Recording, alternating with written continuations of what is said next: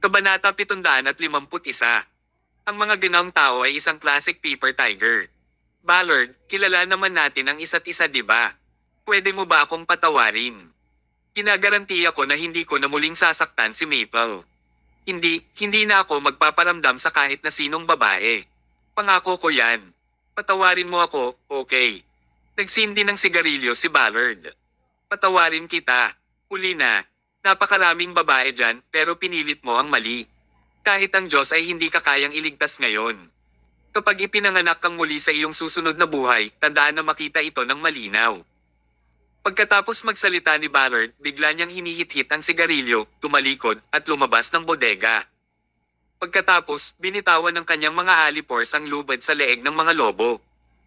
Ang mga lobong ito ay nagugutom sa loob ng ilang araw, at lahat sila ay gustong kumain ng karne ng baliw. Bukod dito, binuhusan ng sariwang dugo si West, gayon din ang kanyang barkada, at iyon ang nagpatuwa sa mga lobo.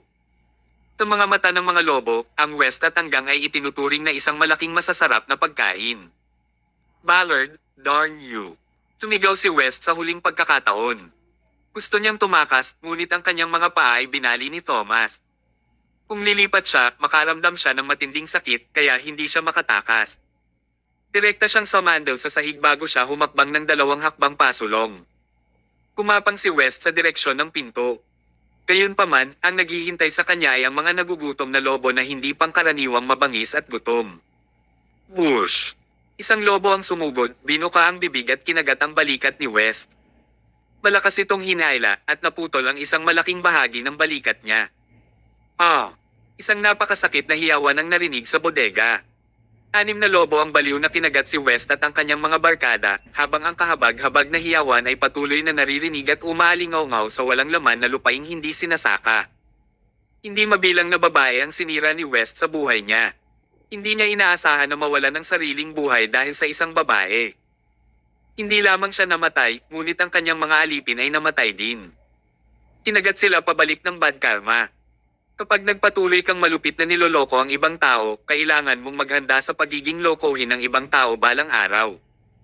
Ang pagkamatay ng malungkot ang tanging wakas niya.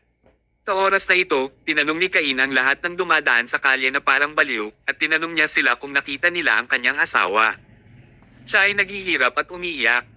Hindi siya nang ahas na isipin kung ano ang sitwasyon kung mawawala sa kanya si Maple. Kung wala si Maple, gugustuhin pa ba nitong manatiling buhay? Walang gustong malaman kung nasaan si Maple. Akala ng lahat ay nabaliw na talaga si Cain, kaya lahat sila ay nagtago sa kanya. Lumuhad si Cain sa lupa at patuloy niyang sinuntok ang lupa gamit ang 2 kamay. Maple! Maple! Ang mga lalaki ay hindi madaling umiyak maliban kung ang kanilang namamagang bahagi ay nataman. Hindi napigilan ni Cain ang kanyang sarili na umiyak at nagkaroon pa siya ng ideya na magpakamatay. Matagal na pero hindi pa rin siya nakakakuha ng anumang mga pahiwatig. Ang mga kriminal ay may sapat na panahon para gumawa ng anumang krimen. Kahit na mahanap niya si Maple, maaaring siya ay. Hindi siya naglakas loob na isipin iyon. Sa oras na ito, ilang mga dagandong na tunog ang narinig. Galing ito sa isang motor. Hindi iyon pinansin ni Cain. Masakit lang siyang lumuhad sa lupa, sinuntok ng 2 kamay ang lupa at patuloy na umiiyak. Huminto ang tunog ng motor. Isang boses ng babae ang narinig. Cain. Ang boses ay parang mainit na simoy ng hangin sa tagsibol na nagpatunaw ng malamig na puso ni Cain. Maple. Itinaas niya ang kanyang ulo at nakita niya ang babaeng nawawala sa kanya. Hindi siya nananaginip. Maple. Pumangon si Cain at niyakap ng mahigpit si Maple. Sa wakas ay muling nagkita ang 2 kaawa-awang tao. Ang yakap na ito ay tumagal ng 10 minuto at walang nag-aatubili na pakawalan ng isa pa. Maya-maya lang ay nagpunas na sila ng luha at naghiwalay. Maple, anong nangyari sa'yo? Sobrang nag-aalala ako sa iyo. Tumalikod si Maple at itinuro si Thomas sa gilid ng kalsada. Nahuli ako ng isang grupo ng masasamang tao. Sa kabutihang palad, dumating si Dr. Mayo sa oras at iniligtas ako. Kung hindi, baka mayroon akong. Habang nagsasalita siya, gusto na naman niyang umiyak. Inalo ni Cain si Maple. Pagkatapos, lumakad siya papunta kay Thomas at lumuhad siya ng may kalabog. Si Dr. Mayo, hindi mo lang ako niligtas at niligtas mo pa si Maple. Ikaw ang aming pangalawang magulang. Magiging iyo ang buhay ko. Gagawin ko lahat ng gusto mo. Kahit na gusto mo akong mamatay, hindi na ako mabubuhay kahit anong sandali basta sabihin mo sa akin. Umagalpak ng tawa si Thomas. Inabot niya ang kamay niya sa balikat ni Cain. May gusto lang akong ipagawa sa'yo. Pakisabi, gusto kong mabuhay ka ng maayos. Kabanata 752. Sa bilangguan, silid ng bisita. Sa pamamagitan ng salamin, may pinag-usapan sina Jade at Lucas sa pamamagitan ng telepono. Unang sinabi ni Jade, "Congratulations." Napangiti si Lucas. Mukhang matagumpay itong nagawa. Oo. Napakatanga ni Richard at hanggang ngayon ay wala pa rin siyang ideya. Hindi niya ako pinaghihinalaan, pati na ang hanggal na Harvard. Tumango si Lucas. Jade, ang pinakamalaking lakas mo ay makuha ang kanilang tiwala. Kailangan mong gamitin ang lakas na ito para hindi mahahalata na mailipat ang kanilang lakas sa amin. Ginamit din ni Lucas ang pamamaraang ito kay Richard noong nakaraan. Sa taong iyon, si Lucas ay naging isang natatanging talento at maraming mga inaasahan ang inilagay sa kanya. Kung hindi lang nalantad ang mga kilos niya, baka palihim niyang hinaila pababa si Richard sa kinatatayuan niya. Ngunit sa pagkakataong ito, isasagawa ng kanyang kapatid na babae ang hindi natapos na plano para sa kanya. Bro, ano ang susunod nating gagawin? Nagningning ang mga mata ni Lucas. Susunod, dapat ay si Harvard na. Tinalakay nila ang bawat hakbang ng plano ng detalyado. Habang pinakinggan siya ni Jade, lalo siyang nasasabik. Hindi pa siya nakaramdam ng enlightenment gaya ng naramdaman niya ngayon. Hindi niya inaasahan na may mangyayaring masama. Ang kanyang kapatid na lalaki ay ang pinakamatalino na tao sa mundo. Alam ko na ang lahat. Lucas, hintayin mo lang ako. Talagang tutuperin ko ang iyong hiling. Sige. Tinapos na ni Jade ang tawag, tumalikod, at umalis. Tinitigan ni Lucas ang likod ng kanyang kapatid habang paalis ito. At mamulong ito sa sarili, Richard Hill, lahat ng bagay na inalis mo sa akin noong nakaraan, binabawi ko na silang lahat ngayon ng dahan-dahan. Hindi ka makakalaban dito. Matanda ka na ngayon. Dahil matanda ka na, dapat kang umatras. 33 Metro Garden Neighborhood, ang hiwalay na villa. Pagkatapos ay parada ni Thomas ang kanyang sasakyan, pumasok siya sa kanyang bahay, at nakita niyang naghanda na sina Johnson at Felicia sa mesa ng pagkain. Lumapit si Emma at sinabing, "Mahal, bumalik ka na. Walang pasok ngayon ang tatay ko, kaya sinadya niyang naghanda ng mesa ng masasarap na pagkain para sa iyo. Hinihintay ka naming bumalik at kumain nito. Dali, halika na." Sige. Sa pag-uwi lamang ni Thomas sa bahay ay makikita niya ang pinaka-inosenteng ngiti sa kanyang mukha. Habang naglalakad siya papasok ay may biglang humantong sasakyan sa looban nila. Isang lalaki at isang babae ang lumabas sa kotse, sila Jade at Harvard.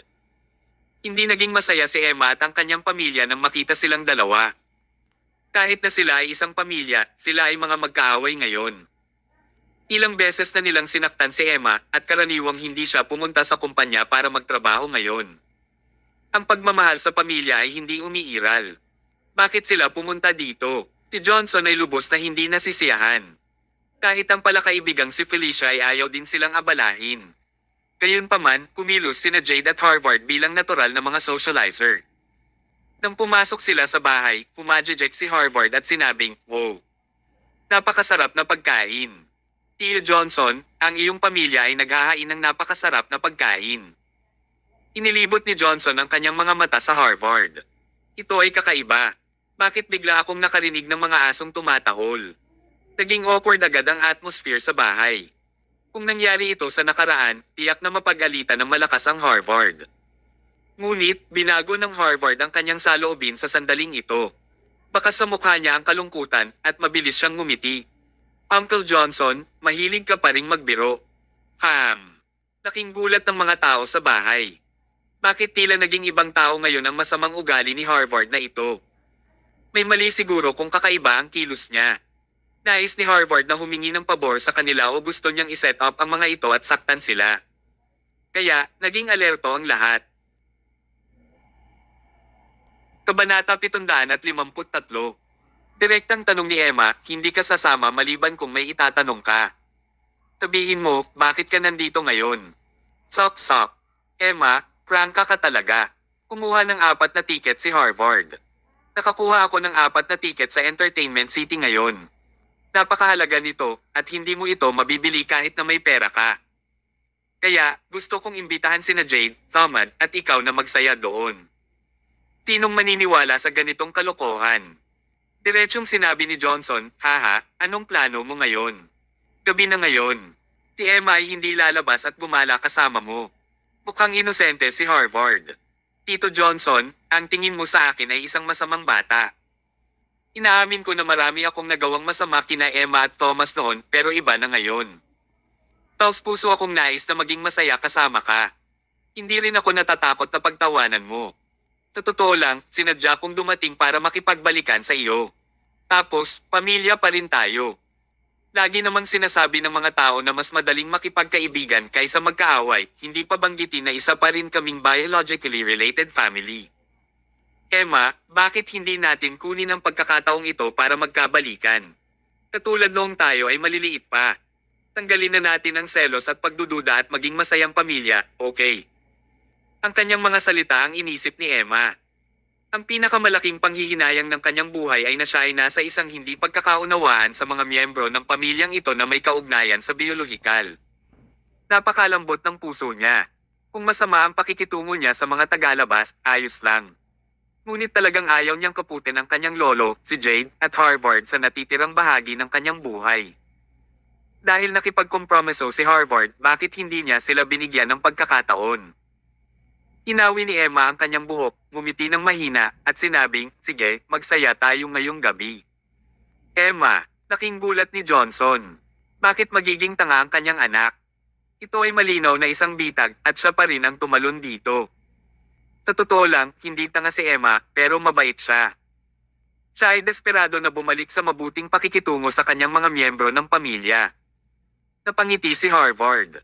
Kamangha-mangha. Salamat sa paggawa nito, Emma. Tumalikod si Harvard at sinabi kay Johnson, Uncle Johnson, hindi mo kailangang mag-alala. Hindi ko ilalabas si Emma ng mag-isa. Isasama ko rin si Thomas. Alam mo ang karunungan at galaw ni Thomas. Tignan mo ang slim arms and legs ko.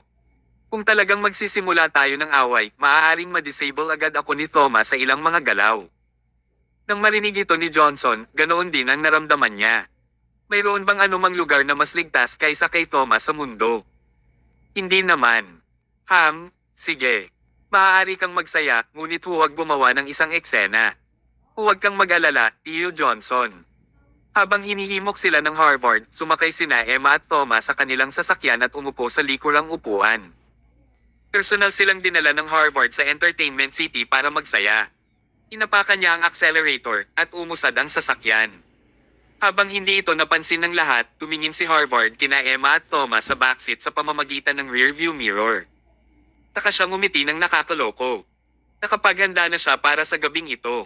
Hindi niya sila patatawarin. Gayunpaman, sa sulok na hindi nakita ni Harvard, lihim na sumulyap si Jade sa kanya at siya ay sumilay ng isang nakakalokong ngiti. Noong iniisip ni Harvard na saktan sina Emma at Thomas, pinaplano ni Jade na iset up siya. Kapag gusto mong manakit ng iba, hindi mo namamalayan na ikaw na pala ang candy sa mata ng isang tao. Sa kasong ito, ang mga taong ito na may iba't ibang pag-iisip ay nakaupo sa isang kotse habang sumusulong patungo sa Entertainment City. Kabanata 754. Ang Entertainment City ay matatagpuan sa kanluran hilagang bahagi ng Southland District. Ito ay nagpapatakbo ng 24 na oras sa isang araw. Mas dadami pa ang tao kapag gabi na. Ang mga normal na tao ay hindi nakapunta sa mga espesyal na lugar dahil kailangan ng espesyal na tiket para makapasok sa loob. Ang mga neon na ilaw ay kumikislap at ito ay isang marangyang buhay. Sa wakas ay nakahanap si Harvard ng angkop na lugar para ay parada ang kanyang sasakyan. Naabot na namin. Ang mga mata ni Harvard ay kumislap ng mga ilaw. Nang matitigan niya ang malawak at marilag na pasukan ng Entertainment City pati na rin ang mga naggagandahang lalaki at babae na nag-walk out at out, natuwa siya. Hindi ito ang unang pagkakataon niya doon. Kapag si Harvard ay may pera, gusto niyang gumugol ng kanyang oras dito. Maaari siyang kumanta, sumayaw, uminom ng alak, gumastos ng pera, maglaro ng mga baraha, at humabol sa mga babae. Maaaring hayaan ng lugar na ito ang mga lalaki at babae na mag-enjoy sa kanilang sarili sa pinakamataas na antas. Samahan mo ako. Pamilyar ako sa lugar na ito. Excited na pinangunahan ni Harvard ang daan sa harapan habang sinundan siya ni Jade at ng iba pang mga tao. Naglalakad si Emma habang nakatingin sa paligid. Hinawakan niya ng mahigpit ang mga kamay ni Thomas. Siya ay isang medyo reserved at tahimik na babae. Pinakaayaw niya ang ganitong uri ng maluho na lugar. Hindi niya mapigilan ito. Para maayos ang dilema sa pagitan ng mga miyembro ng pamilya, kailangan niyang magtiis ngayon at sa kabutihang palad ay kasama niya si Thomas. Naglakad siya sa maraming kalye at iba't ibang maingay na boses ang narinig. Sa wakas, dumating sila sa pintuan ng isang bar. Ito ay isang bar, ngunit ito ay talagang mas malaki kaysa sa isang bar. Tsaka maraming security guard na nagbabantay sa entrance kaya hindi nakapasok ang mga normal na tao. Keto na. Inakay sila ng Harvard at agad siyang hinarang ng security guard. Anong ginagawa mo dito? Siyempre pumunta ako dito para magsaya. Magsaya? May ticket ka na ba? Inabot ni Harvard para kumuha ng 4 na ticket at ibigay ang mga ito. Nang matapos na tingnan ng security guard ang mga ticket, lumayo siya at hinayaan si Harvard at ang 3 pang tao na pumasok sa loob. Pinuksan nila ang pinto at pumasok sa loob. Ang naitin niya ay isang malaking maluwag na lobby at iba't ibang uri ng alak ang inilagay sa gitna. Maraming mayayamang lalaki ang nakaupo sa sofa habang tumitikim ng alak at masasarap na pagkain. 2 hakbang pasulong si Harvard bago siya kumuha ng baso ng alak at nagsimulang uminom. Nakakamangha, ang sarap nito. Emma, Thomas, unang beses kang pumunta dito. Halika at subukan ang alak dito. Naglakas loob akong tiyakin sa iyo na ang alak dito ay ang pinakamahusay sa Southland District. Lumapit si Thomas at kumuha ng baso. Ang sarap talaga ng alak. Uminom siya ng ilang higop at talagang hindi masama ang lasa. Dumampot din ng baso si Jade at walang pag-aalinlangan itong ininom. Si Emma lang ang mas nakaalerto. Natakot siya na ang alak dito ay kontaminado kaya hindi niya ito ininom. Habang uminom sila, may lumapit na lalaking naka-white suit. Ginoo, Hill, nandito ka. Ang taong ito ang boss ng bar na ito. Tinawag siyang Ocean. Hoy, Ocean, kumusta ang paghahanda ng iyong koponan ngayong gabi? Handa na ang lahat. Hinihintay ka namin ngayon. Ano pa ang hinihintay natin? Tara na. Dinala ni Ocean ang Harvard sa 2 palapag. Samantala, hinawakan ni Emma ang braso ni Thomas at tulala rin silang umakyat. Nang makarating sila sa 2 palapag ay napagtanto nila ang misteryo dito. Ito ay hindi lamang isang bar.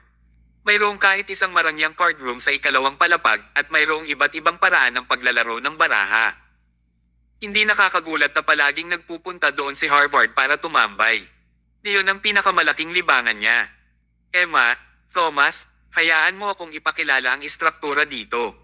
Ang Harvard ay isang likas na sosyalista.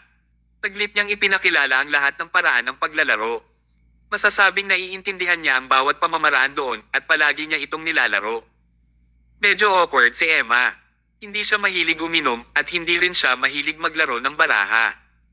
Kaya, hindi siya komportable na nandito siya. Ngunit tinanong ni Harvard, Emma, alam mo ba kung ano ang kadalasang gusto kong laruin? Umiling si Emma. Kabanata 755. 3 salita, 3-card poker. It's simple and challenging, sabi niya sabay hila kay Emma paupo.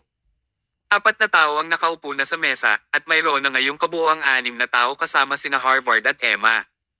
Gusto mo bang sumali? Tanong ng dealer. Oo, naghagis ng card si Harvard. Alam mo ang password. Palitan ng lahat ng pera sa mga colored chips. Maya-maya may nagdala ng napalitan ng kulay na chips. May mga chips na may nakasulat na 10, 50 at 100. Nagtataka na nagtanong si Emma, paano ito binibilang? Madali lang. Ang 10 ay kumakatawan sa $100,000 at ang 100 ay nangangahulugan ng $1,000,000. Simple lang, tama. $1,000,000. Narinig ito ni Emma at nagulat siya. Tinulyapan niya ang mga may kulay na chips sa mga kamay ni Harvard at umabot sila sa mahigit $30 million. Talagang naglakas loob siyang maglabas ng napakaraming pera. Si Harvard ay nagbigay lamang ng 2 100 chips kay Emma. Emma, ito ang naisip na halagang hiniram ko sa iyo. Kung nanalo ka ng pera, tandaan mong ibalik ito sa akin. Ha? Hindi ko. Hoy, Emma, hindi mo naman sisirain ang mood ko ha. Kung hindi ka maglaro, malungkot ako. Medyo awkward si Emma. Paano niya nalaman na dinala siya ng Harvard dito para maglaro ng mga baraha? Kung alam niya lang ng mas maaga, hindi siya pupunta. Nasa dilema siya. Kung tumanggi siyang maglaro, ito ay magpapalalim ng contradiction pero kung naglaro siya, paano kaya ang isang baguhan na tulad niya ay makakalaban sa napakaraming karanasang manlalaro dito? Malaki ang taya dito. Nalulungkot siya kung natalo siya sa anunang round. Ano ang dapat niyang gawin? Sa oras na ito, nakita din ni Thomas ang panlilinlang dito. Haha. Naging dahilan lang ito nang sabihin ni Harvard na gusto niyang ayusin ang kanilang relasyon. Nahulaan ni Thomas na ang layunin ni Harvard ngayon ay mawala ang lahat ng pera ni Emma at gamitin ang 10% na bahagi ng kumpanya upang bayaran ang kanyang utang. Matagal nang umalis ang mga ordinaryong tao. Gayunpaman, inabot ni Thomas ang kanyang kamay sa balikat ni Emma at malumanay niyang sinabi, maglaro ng mahinahon.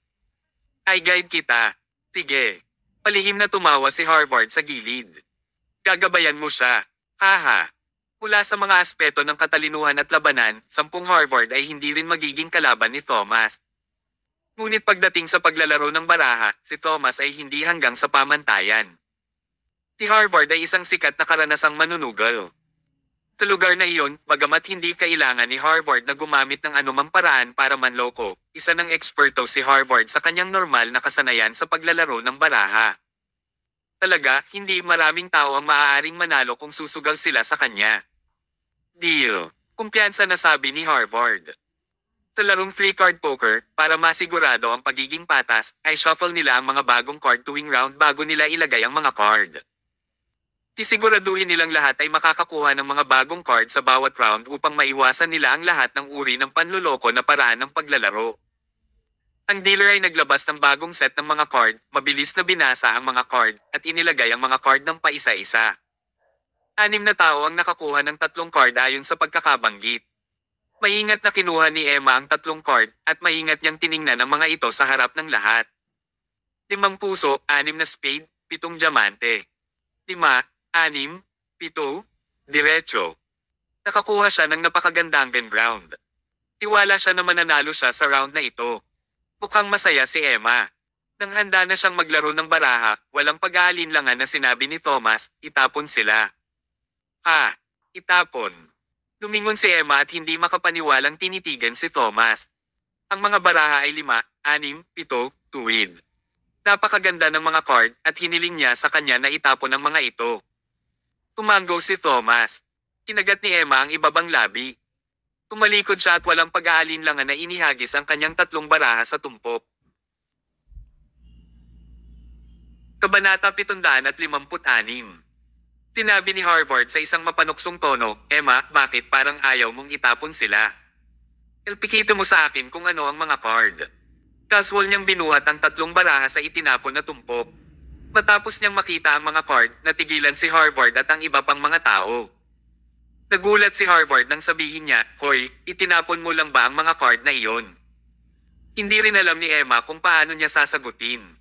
Sa totoo lang, walang dahilan para itapon ang mga card na ito. Ngunit, nang hilingin sa kanya ni Thomas na itapon ang mga ito, magagawa lamang niya ito. Pumalik si Harvard at tumingin kay Thomas. Mahal kong bayaw, gusto kong itanong kung maaari kang maglaro ng 3-card poker. Alam mo ba kung gaano kalaki ang mga card na ito? Ang mga card ng isang tao ay mas malaki kaysa dito sa round na ito. They won't win any money, walang pakialam na sabi ni Thomas. Hoy, may supervision ka ba o ano? Paano mo malalaman na mas malaki ang card ng isang tao kaysa rito? Nasa iyo kung maniniwala ka o hindi. Haha, Thomas. Ang galing mo talagang magyabang. Inangat ni Harvard ang kanyang ulo at tumingin sa sarili niyang mga sasakyan. Isang hari at siyam na pares. Ang kanyang mga baraha ay nakaipit sa gitna. Lihim niyang itinago ang kanyang mga card. Hindi ako mahiyain tulad ng isang tao. Kailangan kong manalo sa round na ito. Para sa unang round, hindi ako naglalagay ng marami sa taya. Tataya ako ng $200,000 para pakalmayan ang aking nerbiyos. Discard. Discard. Susunod ako. $400,000. Nang may sumunod ay dinilaan ni Harvard ang kanyang mga labi. Mapula ang buhok, naglakas loob ka bang sundan ang sugal ko? Tumawa si Red Hair. Ang aking mga card ay medyo malaki. Baka pwede kong tanggalin ang mga card no. Haha, subukan mo. Direktang itinulak ni Harvard ang mga chips na kumakatawan sa $1 million. Sundan, $1 million. Hindi kumikislap ang pulang buhok. Sundan, $1,200,000. Pinayuhan ni Thomas, Harvard, itapon na lang. Tumahimik ka. Sa mesa, ayaw marinig ng mga sugarol ang salitang, i-discard, dahil nasaraan sila ng loob. Nagnganga ang mga ngipin ni Harvard. Magde-double ako ng $2,400,000. Buksan ang mga card. Pinuksan ni Red Hair ang mga card sa kamay niya. Nakuha niya ang 2, Jack, at King of Hearts, na kumakatawan sa flush. Napatulala si Harvard. Paano kayang talunin ng pares ng King sa kanyang kamay ang pamumula ng Red Hair? Tuluyan na siyang natalo sa round na ito. Lad, ang swerte mo. Direktang itinapon ng Harvard ang kanyang card sa itinapon na tumpok. Nawala siya ng 3.6 million sa isang round at malamang na masira siya kung natalo siya ng mga 8 round. Nakakatakot ang round na ito. Ginoong Hill, salamat. Masayang itinago ni Red Hair ang mga chips. Malungkot na pinandilatan ni Harvard si Thomas. Nakaramdam siya ng galit at bahagyang panghihinayang. Kung ngayon lang siya nakinig kay Thomas, hindi siya mawawala ng ganoon kalaking pera. Nakahinga ng maluwag si Emma. Nakabutihang palad, natapon ko ang mga card. Nawalan lang ako ng pera. Kung hindi ko mapanatili ang aking $2 million. Nagpatuloy ang ikalawang round. Naglabas ang dealer ng bagong set ng card. Nag-shuffle siya sa harap ng mga ito bago niya iniabot ang mga card. Sa pagkakataong ito, tumingin si Harvard kay Thomas at nagtanong siya sa paraang mapanukso, Psychic, sino sa tingin mo ang mananalo sa round na ito? Walang pag-aalinlangan na sinabi ni Thomas, si Emma ang mananalo sa round na ito. Hoy, hindi mo ba itatapon ang mga card sa pagkakataong ito? Kung maaari tayong manalo, bakit natin itatapon ang mga card? Tinabi mo. Hindi ka maaaring sumalungat sa iyong mga salita at itapon ang mga card sa kalagitnaan. Hindi rin tiningnan ng Harvard ang card. Direkta siyang nag-follow up ng $200,000. Samantala, nang handang tingnan ni Emma ang mga card, pinigilan siya ni Thomas. Hindi mo kailangang tumingin sa kanila. Sumunod ka na lang. Maaari silang direktang sumunod kapag hindi pa nila nakikita ang mga card. Kung nakita nila ang mga card, kailangan nilang sumunod na may hindi bababa sa dobleng halaga ng pera. Pinili ni Emma na magtiwala kay Thomas, kaya sumunod siya ng $200,000. Hindi ka tumitingin sa mga card. Titingnan ko ang akin. Tumingin si Red Hair. Oy, buti na lang natingnan ko yung mga card ko. Siya ang pinakamalaki. I-discard ko ito. I-discard ko rin ang akin. Discard. Kabanata 757. Pinili ng ibang tao na itapon ang kanilang mga card, kaya sina Harvard at Emma na lang ang natira. Emma, anong sasabihin ko? Lalabanan mo ba ako? Medyo nagalinlangan si Emma. Hindi niya alam kung ano ang dapat niyang gawin. Gayunpaman, buong kumpiyansa na sinabi ni Thomas, we will win this round. Susunod kami kahit gaano karaming pera ang gusto mong taya. Haha, masyado kang mayabang. Sabi ni Harvard, tapos magpinsan kami. Hindi namin kailangang mag-away na parang magkaaway kami. Bakit hindi natin ito gawin? Ang bawat isa sa atin ay tumitaya ng $10 million at bubuksan lang natin ang ating mga card. Paano iyon? $10 milyong. Hindi ba ito tinatawag na pakikipaglaban na parang magkaribal? Kung natalo si Emma, paano niya mababayaran ang $10 million? Habang naguguluhan siya, sumagot si Thomas, walang problema, tumaya kami ng $10 million.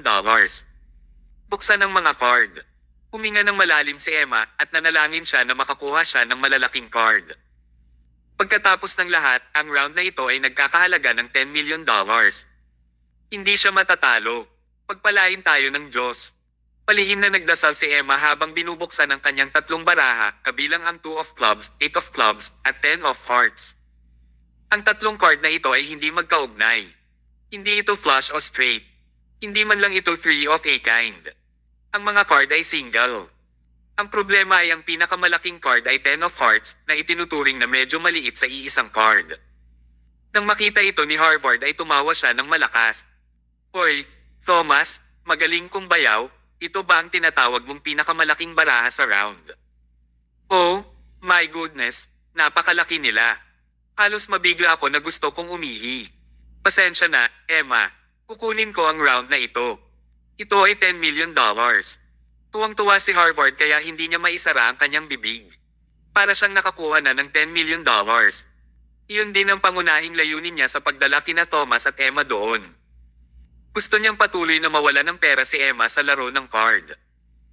Kapag natalo siya ng labis na hindi niya mabayaran, kakailanganin niyang gamitin ang kanyang mga bahagi upang mabayaran ang kanyang utang. Sa kasong ito, matagumpay niyang mabawi ang 10% na shares. Palihim itong pinag-isipan ni Harvard at palihim na sinulyapan si Jade sa gilid. Tahimik na tumango ang dalawa na para bang lahat ay nangyayari ayon sa plano. Emma, tingnan mo ang card ko. Pinuksan niya ang unang card. Six of Diamonds iyon. Pinuksan ang pangalawang card. Ito ay Seven of Diamonds. Haha, tignan mo card ko. Okay lang sa kahit anong 5, 6, 7, at 8 o pwede akong magkaroon ng diamond. Sa pinakamasama, sino mang Jack, Queen, King o Ace. I can easily win without a doubt, aniya habang itinaas ang ikatlong baraha. Ito ay ang 3 ng mga club. 3 sa mga club, 6 na mga parisukat at 7 mga parisukat. 3, 6, at 7. Ang pinakamalaki sa mga card ay 7. Si Emma ang taong nanalo sa round. Oo, nadurog ang puso ni Emma. Masaya siyang pumalakpak at nagdiwang. Noong una ay naisip niya ay matatalo at hindi inaasahan na mababaligtad ang sitwasyon sa isang misteryosong pamamaraan. Oo, hindi malaki ang mga card ni Emma. Masasabi pa nga na napakalit ng halaga ng mga baraha. Gayunpaman, kung maaari kang manalo o hindi, ay hindi nakadepende sa halaga ng mga baraha. Ito ay depende sa kung ang card ng kalaban ay mas malaki o mas maliit kaysa sa iyo. Hindi mahalaga kung kailan mas maliit ang mga card ni Emma dahil mas maliit ang mga card ni Harvard. Sa totoo lang, napakaliit ng mga card na ito ng 6 na tao sa round na ito. Sa ganitong uri ng sitwasyon, ang mga card ni Emma ang talagang pinakamalaki. Ito ay nakakatawa. Sa huling round ng straight, direkta niyang itinapon ang malalaking card na iyon. Sa round na ito, nanatili siya hanggang sa huli na ginagamit ang 3 card na ito at nagawa pa rin niyang manalo. Bihira talaga ang ganitong sitwasyon. Namutla ang mukha ni Harvard. Nakaisip siya ng 100 sitwasyon, ngunit hindi niya inaasahan ang sitwasyong ito kung saan siya mawawala ng pera. Natalo lang ba siya sa mga card na ito? Paano siya naging malas? Ang mas nakakatakot, direkta siyang nawala ng $10 million sa round na ito. Kabanata 758. Kapag may mga taong masaya, may mga taong nalulungkot. Masayang itinago ni Emma ang kanyang pera pero gustong umiyak ni Harvard. Nawalan siya ng $10 million ng ganoon lang. Mas gusto niyang manalo pero mas natalo siya. Napakamalas niya. Halika ulit. Ang mga card ay binasa muli.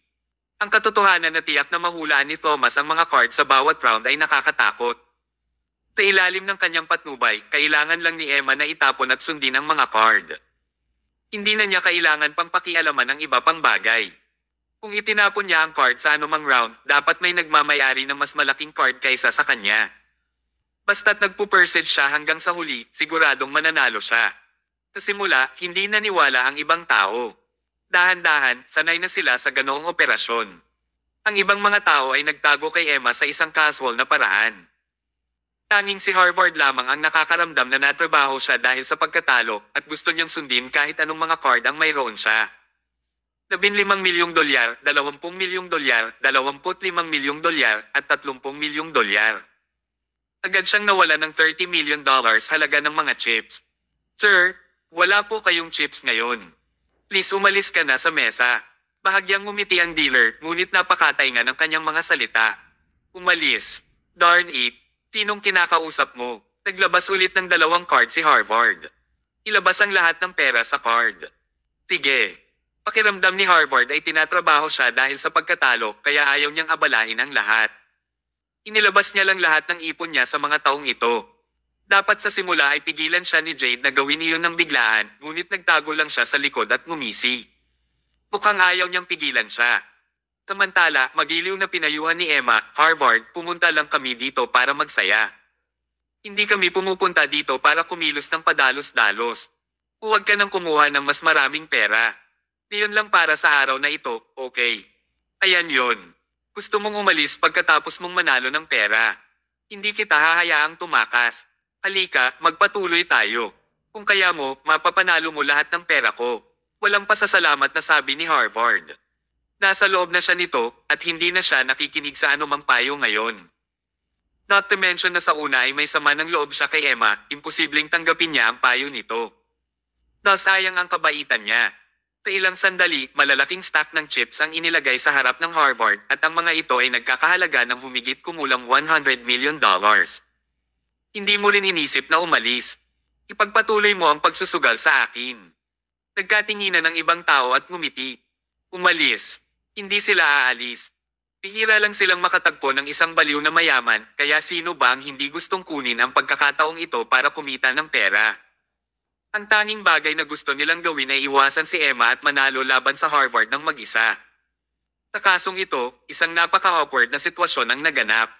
Mayroong kabuoang 8 tao sa mesa at ang iba pang 7 tao ay nanalo habang ang Harvard ay ang tanging tao na natalo. Habang natatalo siya, naging masungit siya.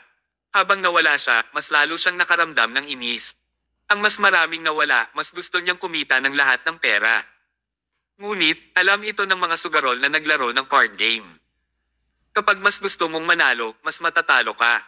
Minsan, kailangan mong sumuko sa iyong kapalaran. Kung natalo ka, umamin ka na lang. Ang pagtigil sa iyong pagkawala ay ang pinakamahalaga. Ito ay isang kahihiyan na si Harvard ay isang napakamasungit na tao kaya hindi siya mapakali ngayon. Kapag pinasigla ni Jade ang kapaligiran, hindi man lang makaalis si Harvard. Hindi nagtagal, sa loob ng 1 oras, nawala sa kanya ang lahat ng $100 million na kakalabas lang niya habang ang ibang tao ay kumikita ng malaki. Si Harvard ay wala ng pera na dapat sundin.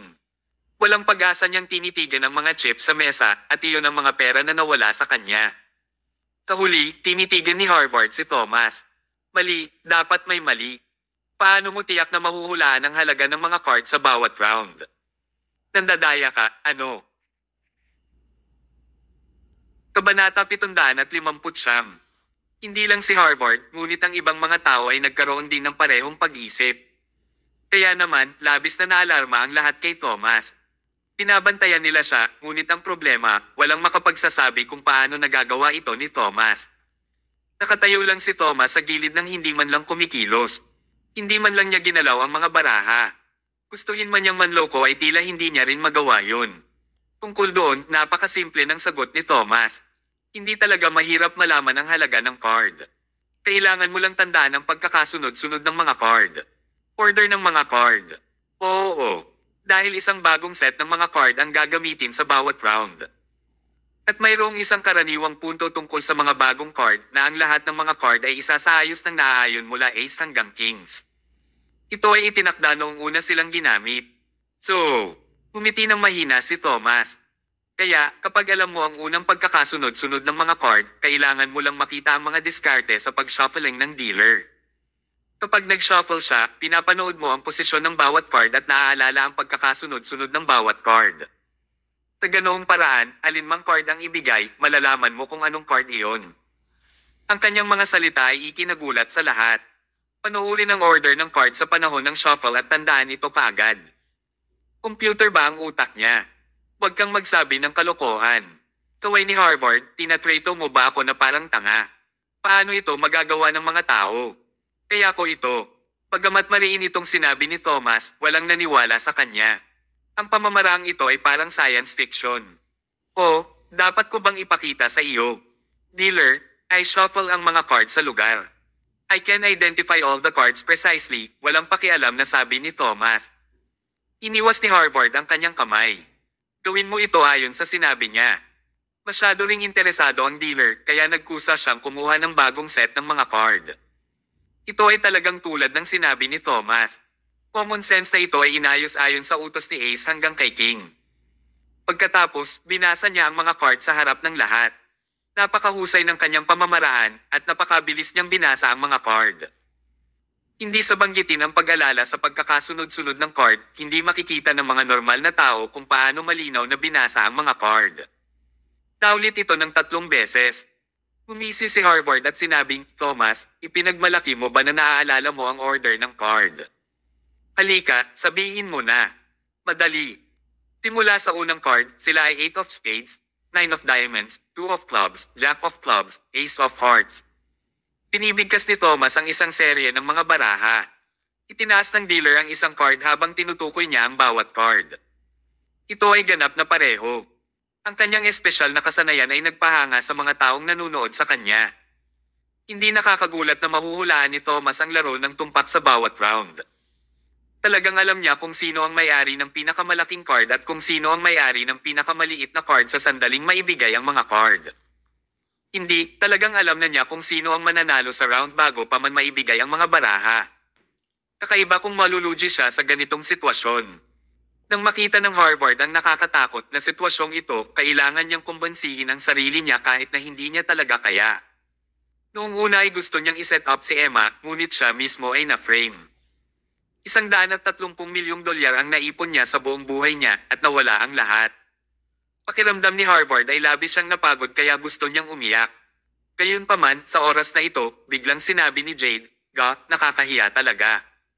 Napakaraming pera ang nawala sa iyo at wala ka ng pagkakataong bawiin ito. Harvard, huwag kang malungkot. Napakaganda kung nandito si Mr. Landon Kirby.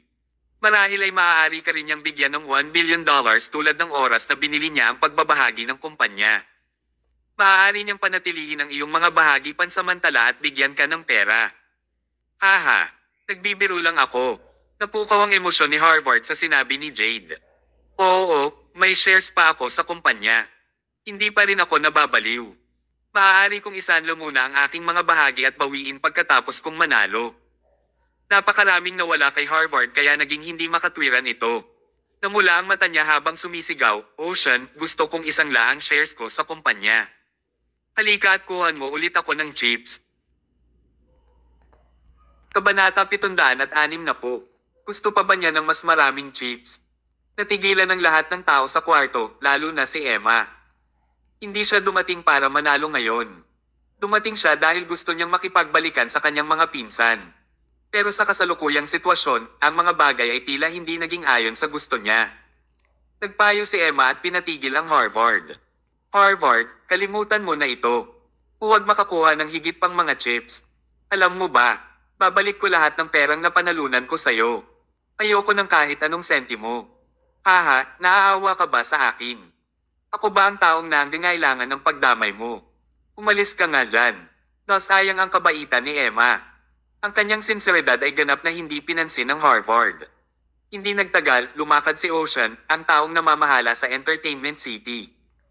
May hawak siyang red wine glass sa isang kamay at mahinang ngumiti habang nagtatanong, Mr. Hill, hinahanap mo ba ako?